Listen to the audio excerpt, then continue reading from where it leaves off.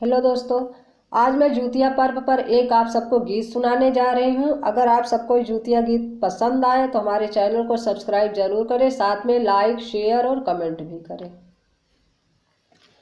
धनी धनी जुतिया भवानी तोहार गुण कैसे बखानी हो। धनी धनी जुतिया भवानी तोहार गुण कैसे बखानी हो।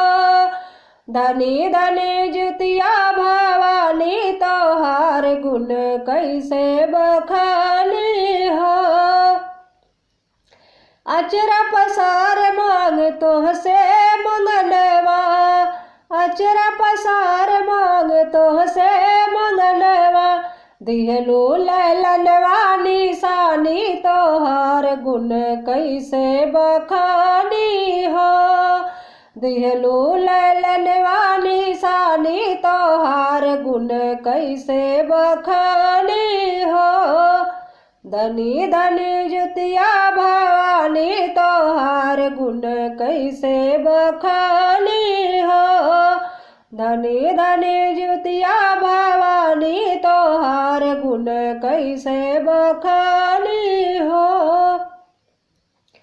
लालन के बाढ़ मोरे ऐसे उमरिया, लालन के बाढ़ मोरे ऐसे उमरिया। ऐसे उमरिया बाढ़े ऐसे उमरिया, लालन के बाढ़ मोरे ऐसे उमरिया। जैसे गंगा जी में पानी तोहर गुण कैसे बखानी हो। जैसे गंगा जी में पानी तोहर गुण कैसे बखानी हो। धनी धनी जुतिया भवानी तोहार गुण कैसे बखानी हो। धनी धनी जुतिया भवानी तोहार गुण कैसे बखानी हो।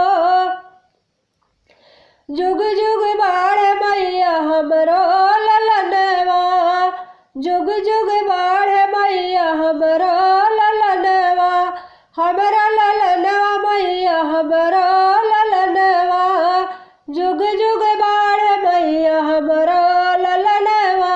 अमर रहे जिंदगानी तोहर गुण कैसे बखानी हो। अमर रहे जिंदगानी तोहर गुण कैसे बखानी हो। धनी धनी जुतिया भवानी तोहार गुण कैसे बखानी हो। धनी धनी जुतिया भवानी तोहार गुण कैसे बखानी हो। राखब तोहार माई जुतिया के बरतिया, राखब तोहार माई जुतिया के बरतिया। जुतिया के बरतिया माई जुतिया के बरतिया, राखब तोहार माई जुतिया के बरतिया। पियब ना बूंद भर पानी तोहार गुण कैसे बखानी हो। पियब ना बूंद भर पानी तोहार गुण कैसे बखानी हो। धनी धनी जुतिया भवानी तोहार गुण कैसे बखानी हो। धनी धनी जुतिया भवानी तोहार गुण कैसे बखानी हो। तोहार गुण कैसे